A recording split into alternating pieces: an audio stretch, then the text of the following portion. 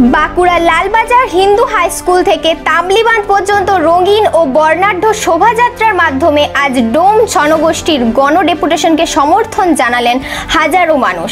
তামলিবাঁধের সভামঞ্চে উপস্থিত ছিলেন বাঁকুড়া লোকসভার সাংসদ অরূপ চক্রবর্তী, পশ্চিমবঙ্গ বাউরি কালচারাল বোর্ডের চেয়ারম্যান মাননীয় দীপক দুলে এবং ডোম সমাজের রাজ্য নেতৃত্ববৃন্দ। এই শোভাযাত্রা শুধুমাত্র রাস্তায় হাঁটা নয়, একটি প্রান্তিক মানুষের দাবি, অধিকার আর মর্যাদার কণ্ঠস্বর।